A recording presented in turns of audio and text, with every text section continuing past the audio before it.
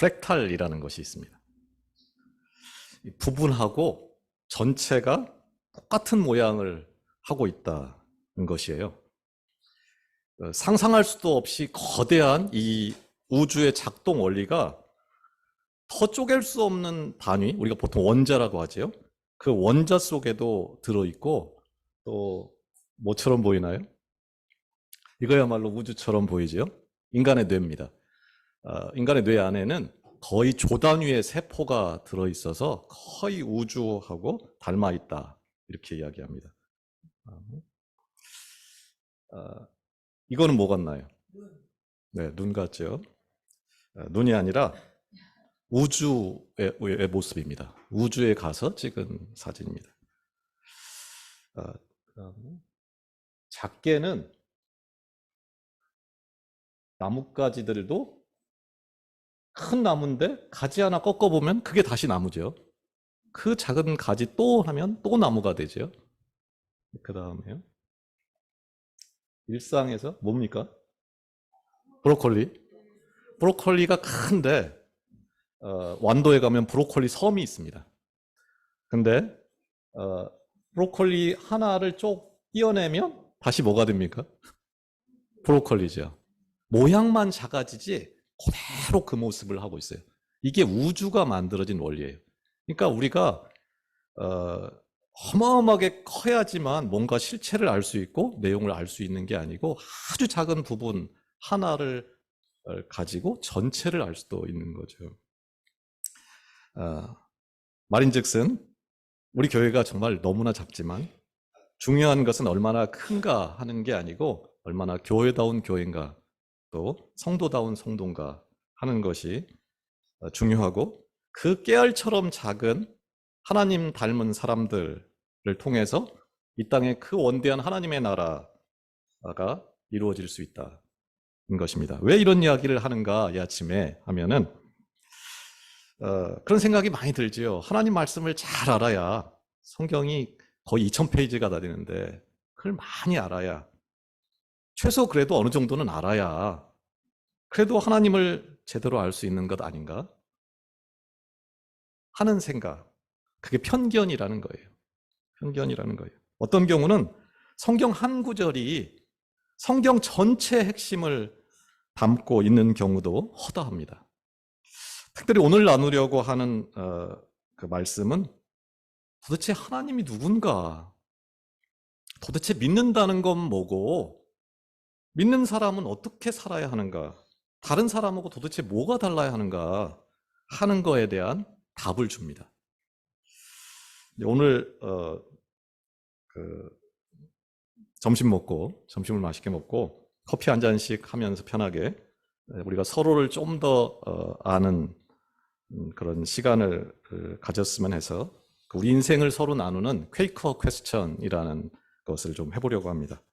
우리가 늘 밥도 같이 먹고 또 이렇게 따뜻하게 말도 주고받고 악수도 하지만은 서로를 좀 더 알고 이해하고 또 기도해 주려면은 마음을 열고, 이 험한 길, 이 험한 인생길, 우리가 살아오면서 겪었던 그 고단했던 인생길, 그 인생 이야기 몇 마디쯤은 서로 들어주고 또 같이 울고 웃어주면서 이 행복한 믿음의 길을 함께 걸어갔으면 합니다. 그런 차원에서 오늘 설교 제목을 좀 특이하게 잡아봤습니다. 이스라엘 역사에서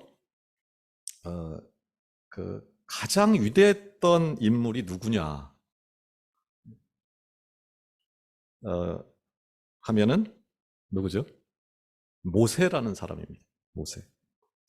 모세가 기록한, 모세가 살았던 땅, 제가 1번이라고 막 이 어마어마하게 큰 우주에 비하면은 점 하나도 되지 않는 지구에서도 저 자리, 왜 저 자리인가? 저 땅이 제일 안 좋은 땅이라는 거예요. 저 땅이. 그런데 그 저 땅에 살았던 가장 위대했던 인물, 그게 모세라는 사람인데, 이 모세가 기록한 성경책이 몇 권이죠? 66권. 성경책이 66권인데 그 중에 성경 맨 앞부분에 5개 그 성경이 모세가 기록한 책입니다. 그래서 그걸 우리가 보통 모세오경이다 이렇게 부릅니다. 창세기, 출애굽기, 레위기, 민수기, 신명기. 오늘 우리가 읽은 게 신명기죠. 그런데 그 중에서도 이 5권의 책 중에서도 오늘날까지 거의 3,500년의 세월을 이어오면서 이스라엘 민족에게 가장 강력한 영향력을 미치는 책이 뭐냐? 그게 바로 오늘 읽은 신명기입니다. 신명기에는 뭐가 들어있냐면은 진짜 아름다운 청사진이 하나 들어있어요. 그게 뭐냐면은 하나님이 세상을 아름답게 창조하고 그 안에 누구를 살게 하냐면은 사람을 살게 만들죠. 그런데 그 모든 사람들이 차별 없이 행복하게 살기를 바라는 하나님의 마음, 하나님의 계획, 그 청사진이 들어있는 성경, 그게 신명기입니다.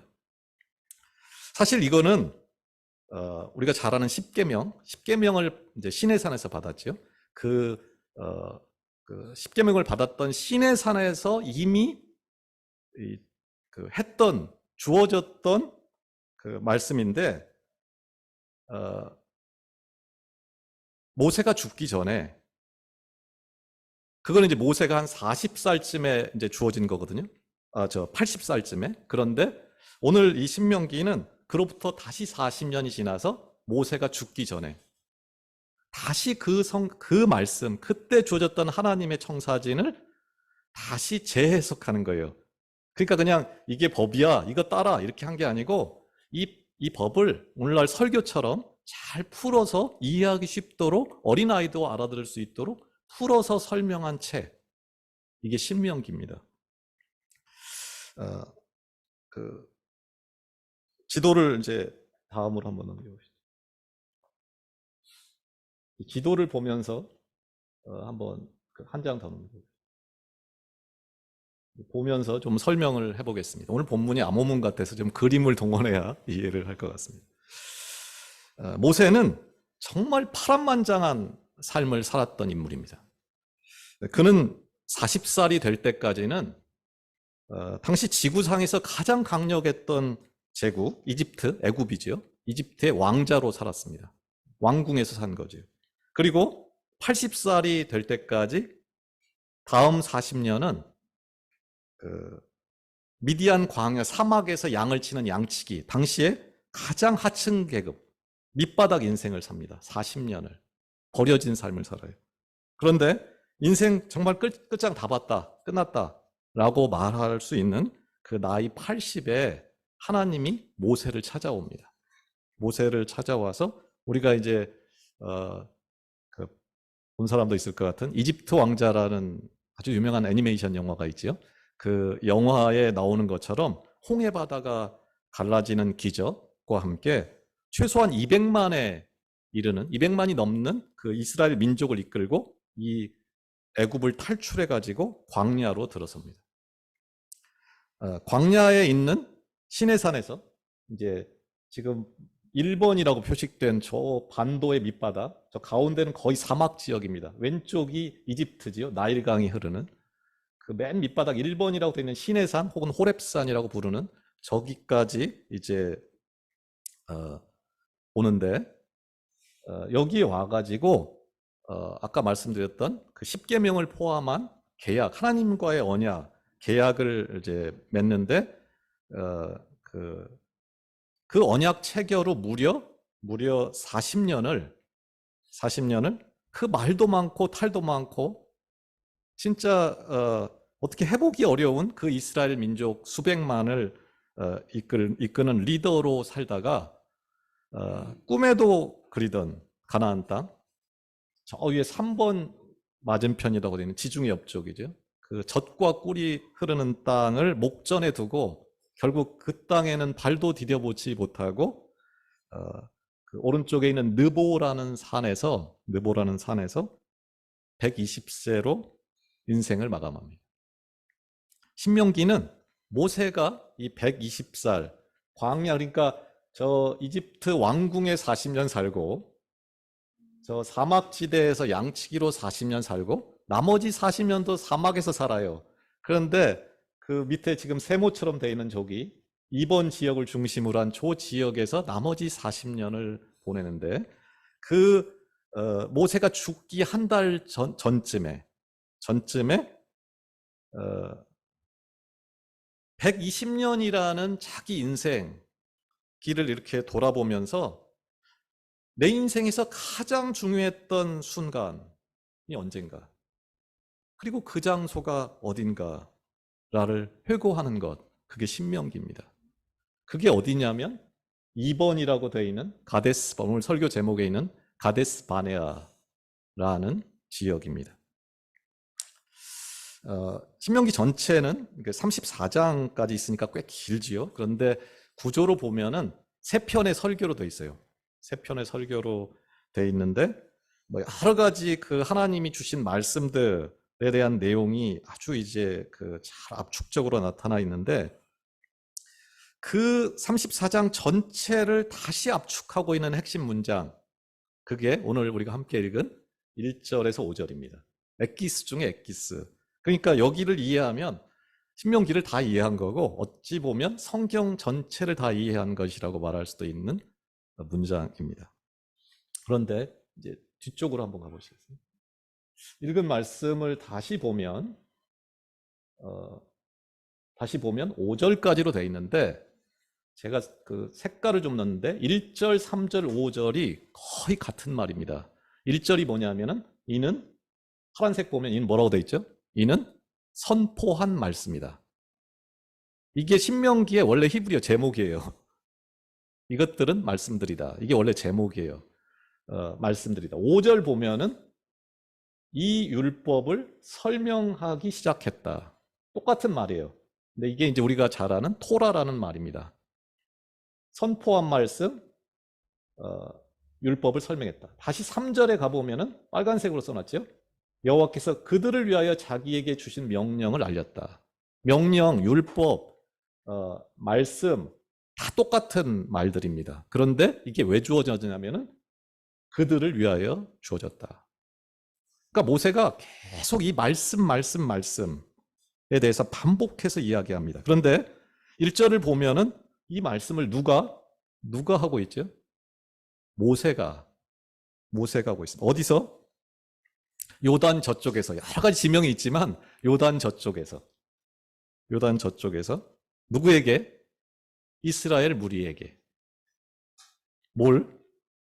말씀을 어떻게? 선포했다는 거예요. 5절도 동일한데 다른 게 하나 있다면은 이 선포하는 말씀이 설명이 되고 있는 말이다. 설명되고 있다. 설교되고 있다. 이런 말이에요. 풀어서 재해석되고 있다라는 겁니다. 왜 이 법을 따라야 하는지를 이유를 들어서 모세가 차분히 설명을 하는 설교 3편, 이게 그 신명기입니다. 그런데 3절을 보면은 뭐라고 나오냐면, 이게 언제 이 말이 선포되고 있는가가 나와요. 그런데 뭐라고 나오냐면 40째 해 11째 달 그 달 첫째, 그러니까 40년 11월 1일에 이 말을 하고 있다는 거예요.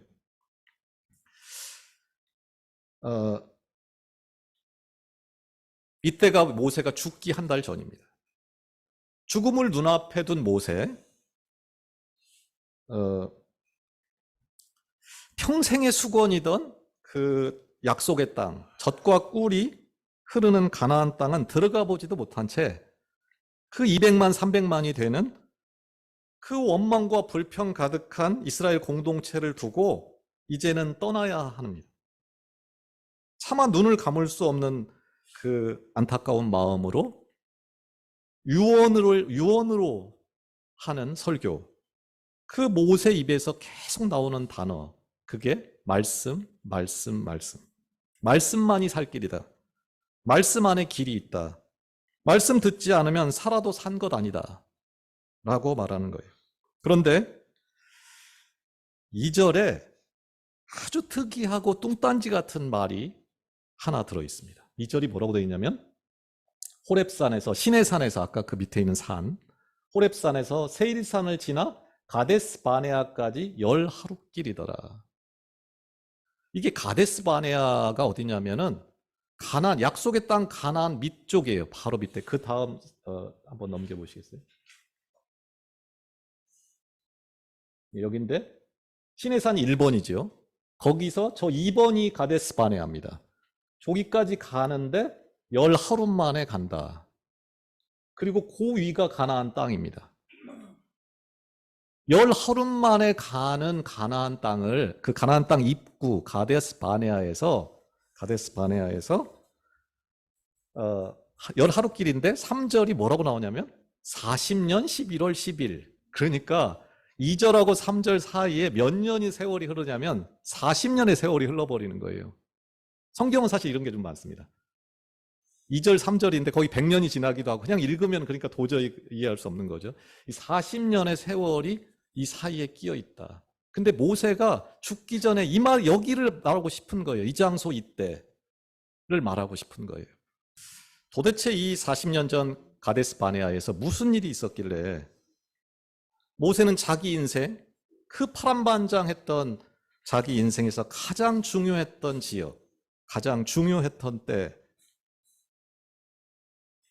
때라고 말하면서 이스라엘 사람들에게 그때 그 순간을 잊어버리면 절대 안 된다. 그날의 일을 놓치면 축복이 저주가 되고 생명이 죽음이 된다.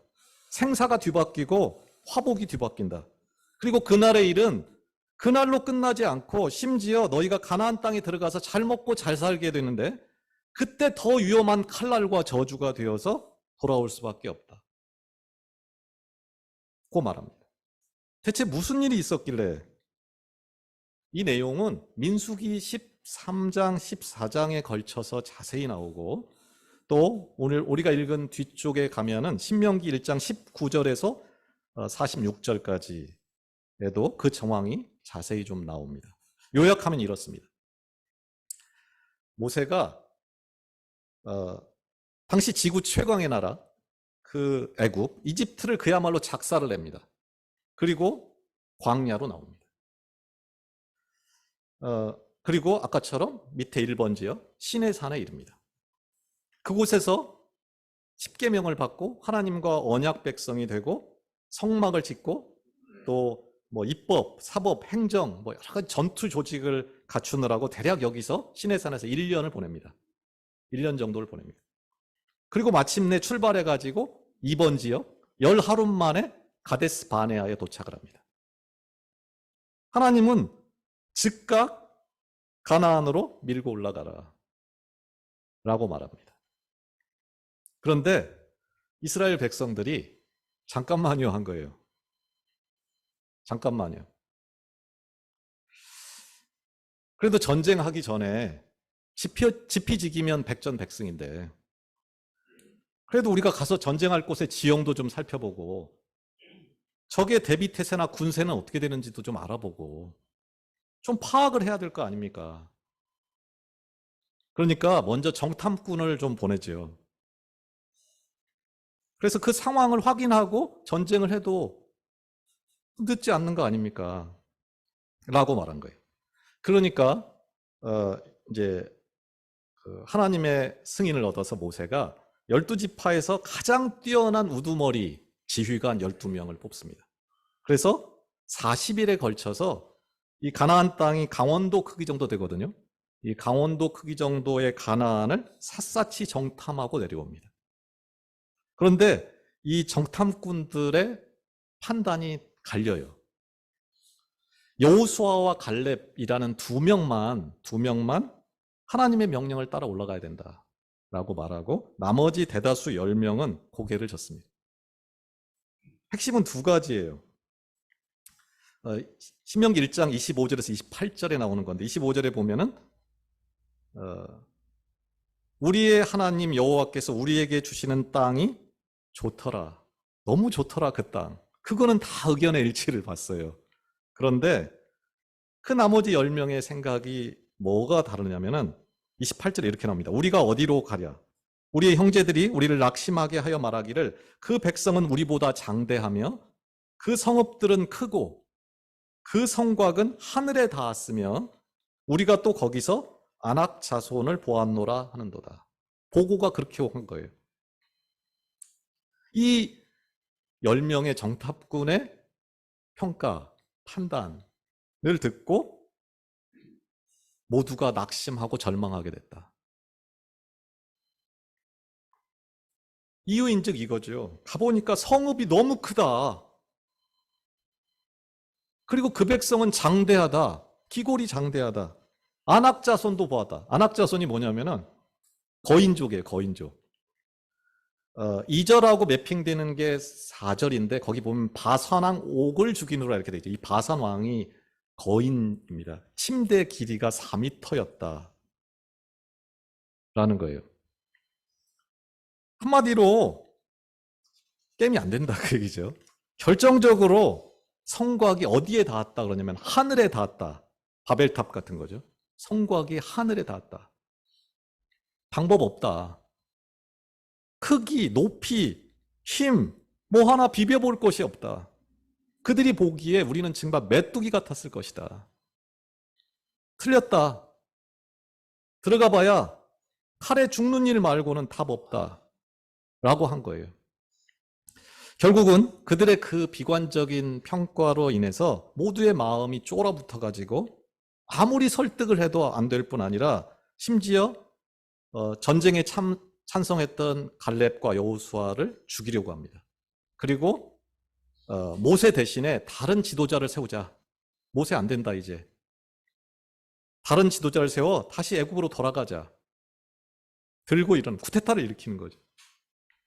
결국 하나님께서는 그래 너희 뜻대로 해라. 다시 사막으로 돌아가라. 말씀합니다. 그리고 다시는 기회가 주어지지 않고 한 세대, 40년이라는 게 한 세대를 말하는 겁니다. 인생 전체. 40년의 세월이 흘렀다. 남자 장정만 60만이 넘었는데 그 60만 전체가 사막에서 모래바람과 함께 싸우다가 허송세월 끝에 다 죽었다. 그들이 다 죽고 난 후 그 40년 후에 자녀 세대에게 이 모압 평지, 그 가나안 땅 밑에서부터 치고 올라오라고 했는데 이제는 어떻게 하냐면 가나안 땅 옆구리로 온 거예요. 인천 상륙작전처럼.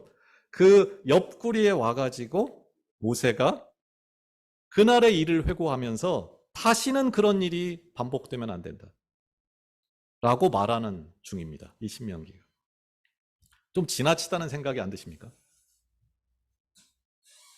뭐 어마어마하게 뭔가 잘못한 것도 아닌 것 같고 잘못한 것에 비해서는 너무 큰 대가를 치른다는 느낌 안 드세요? 이 부분을 이해하려면 하나님이 누군지, 하나님이 왜 그렇게 이 일을 참을 수 없어 하고 진노하는지를 알 필요가 있습니다. 하나님이 어떤 분인가 성경에 여러 가지 그 설명들이 나오는데 오늘 문맥에서 가장 부합하는 부분을 한 절을 보면은 출애굽기 24장 6절입니다. 이거를 제가 현대인의 성경으로 한번 읽어드리겠습니다. 하나님이 누군가? 곧 여호와께서 모세 앞으로 지나가면서 이렇게 외치셨다. 나는 여호와 여호와이다. 불쌍한 이들을 한없이 측은히 여기며 가난한 이들을 바라보면 가슴 아파 견디지 못하는 하나님이다. 어지간해서는 화를 내지 않고 한결같은 사랑으로 사랑하고 진실이 넘치는 하나님이다.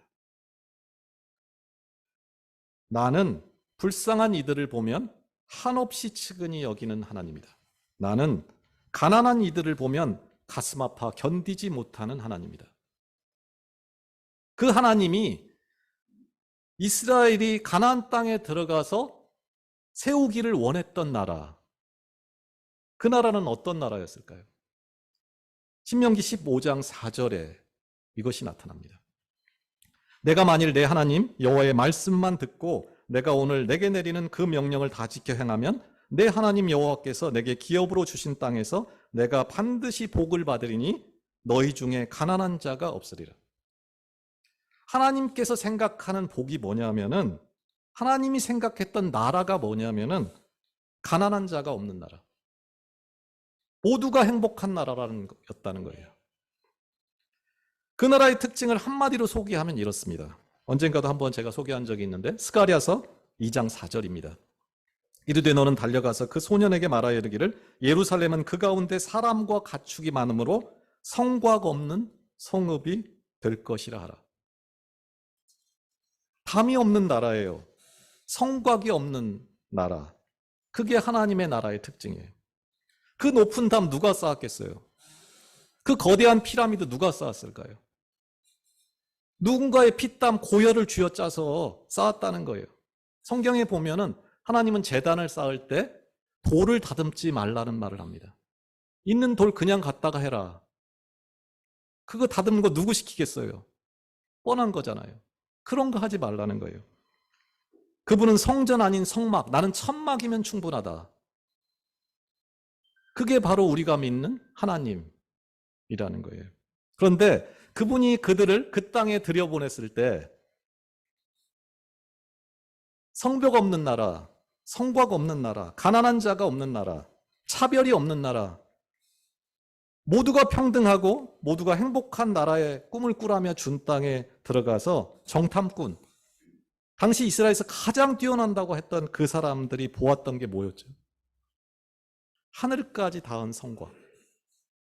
하늘까지 닿은 성곽을 봤던 거예요.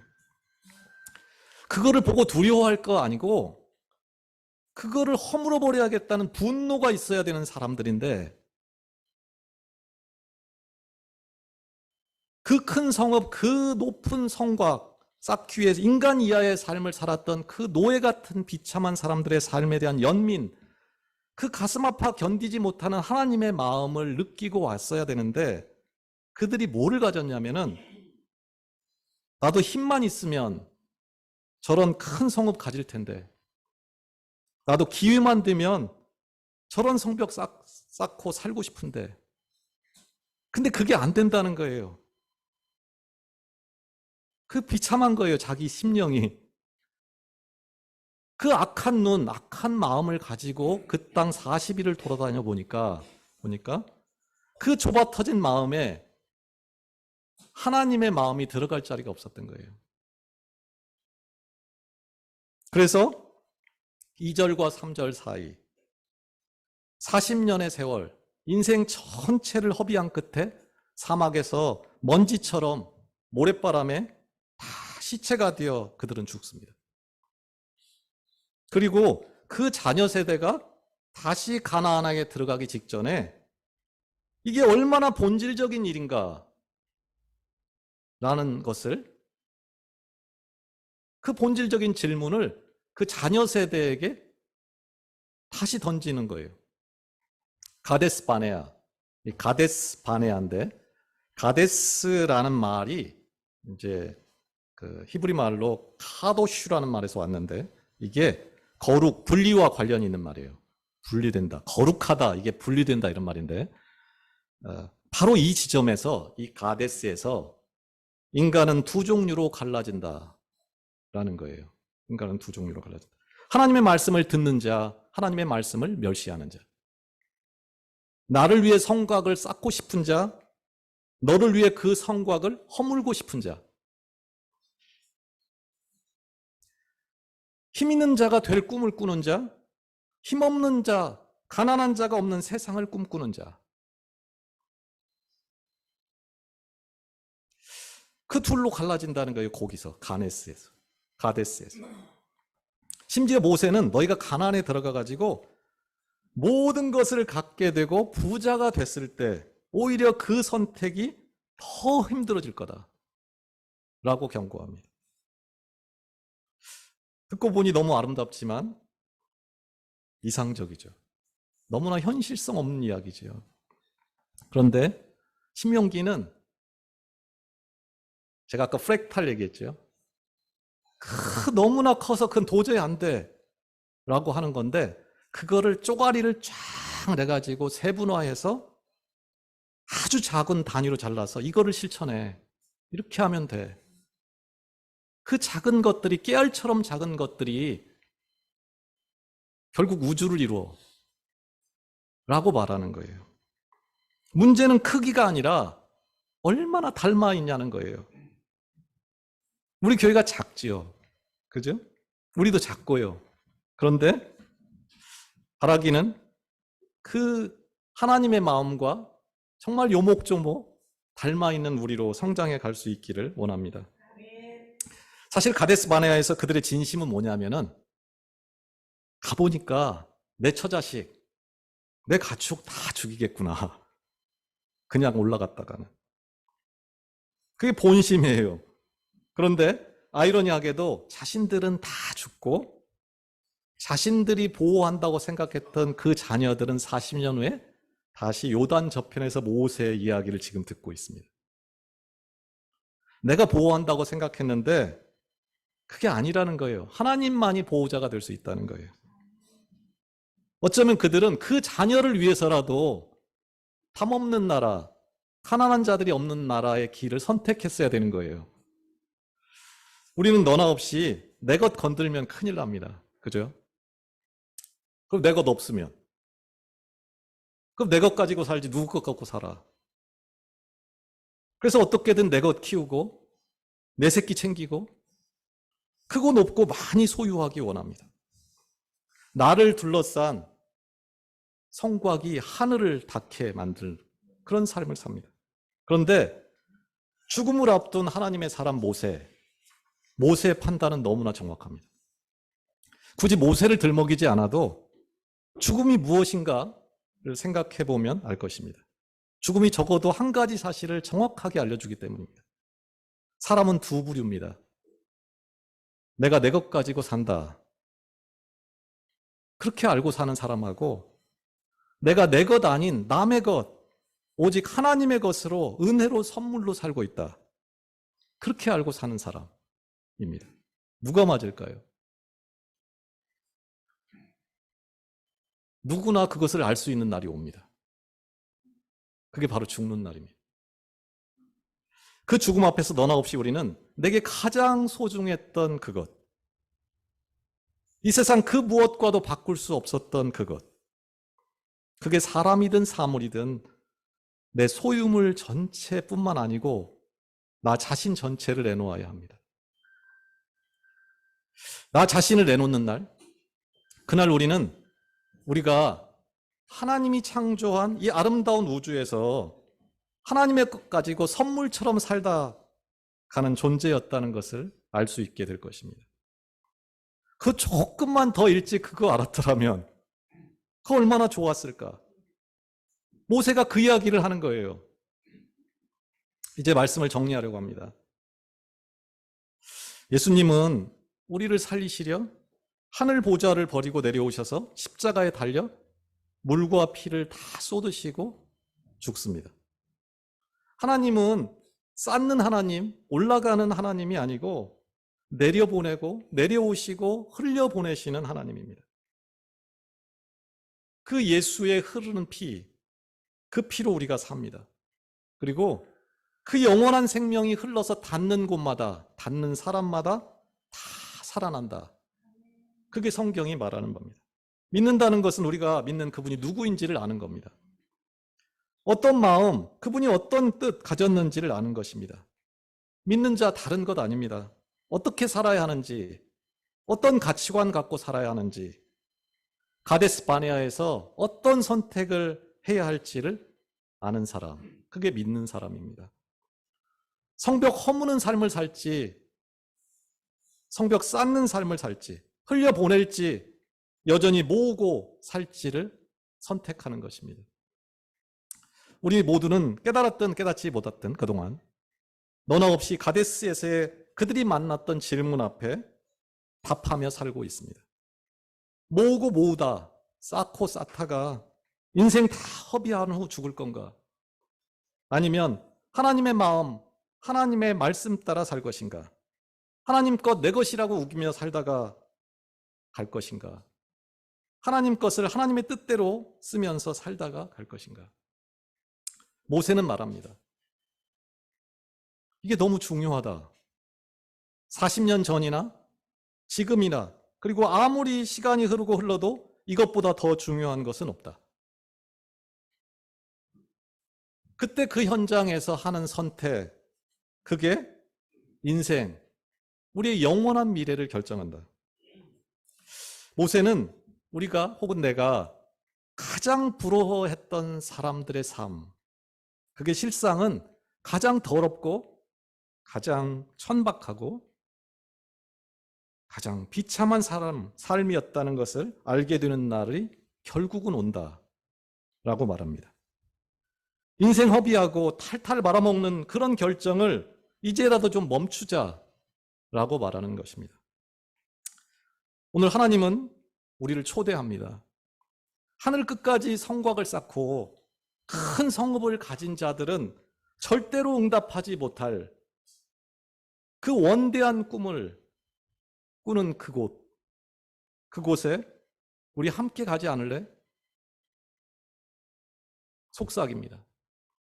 원하기는 이 한 주간 우리의 지난 모든 삶, 또 모든 선택들을 돌아보고 겨자씨만한 믿음일지는 모르지만 진정 마음을 열어 그 하나님께 드리는 삶, 모으는 것을 멈추고 허물어서 흘려보내기를 선택하고 또 하나님의 나라를 향해 말씀 안에서 함께 고민하고 기도하며 나가는 이 복되고 거룩한 길에 어떻게든 내가 동참해야 되겠다라고 하는 그런 결단이 있는 은혜가 있기를 소원합니다. 기도하겠습니다.